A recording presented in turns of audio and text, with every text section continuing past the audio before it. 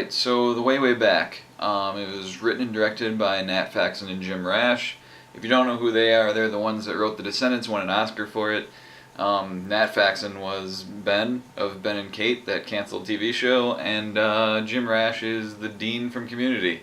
So, interesting that they're Oscar winners, but kind of awesome. So, anyways, this is their movie. They wrote and directed it. They also are in it in small parts, but it stars Steve Carrell, Toni Collette, Sam Rockwell, Liam James, the little kid from The Killing, or, Lyndon's kid from The Killing, whatever.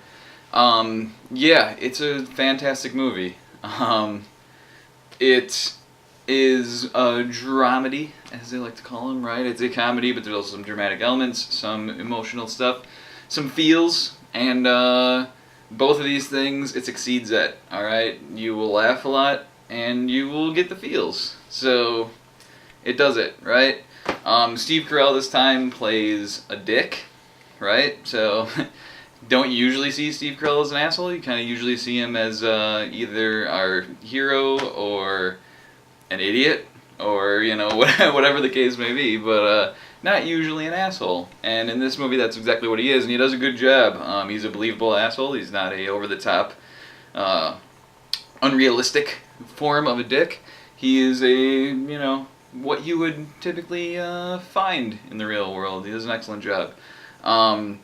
Allison Janney is like the neighbor at the beach house that they're staying at, and she's kind of ridiculous, but in a way that we've all seen or met or know people that are kind of like that.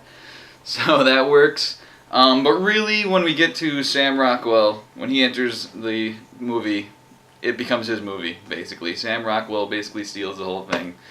He has a lot of sarcastic humor and, things he does. He befriends the kid and, helps him out throughout the summer and all that kind of stuff. He's kind of the hero. He's kind of the, people everyone, like, right? He's the likable person of the movie. The kid, you definitely, he does a great job. You definitely feel the way he feels in moments throughout this movie.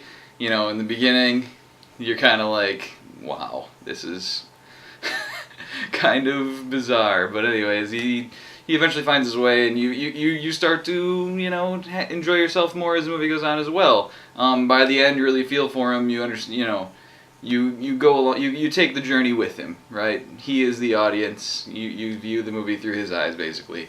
And it's all really great stuff. There's not a whole lot I can say negative about this movie. It's very good. I guess the negative would be that it's in limited release. It actually came out like months ago, but it just came around here, and actually had to travel a little ways to see it.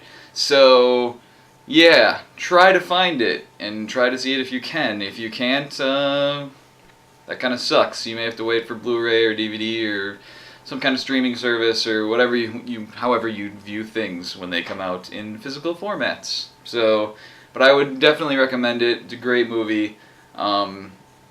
Basically, Steve Carell, if he's making a dramedy, it's kind of a jam, alright? Every time he makes a dramedy, a dramatic comedy movie, they're great, right? Dan in Real Life and Seeking Your Friend for the End of the World, Crazy Stupid Love, all that stuff. Great stuff. So, this is just another one added on, even though he's not the main character in this instance.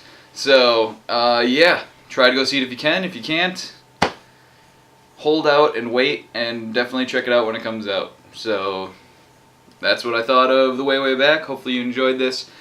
Be sure to subscribe and like and all that stuff on these videos, as people do on YouTube. And, yeah, I'll see you in the next video.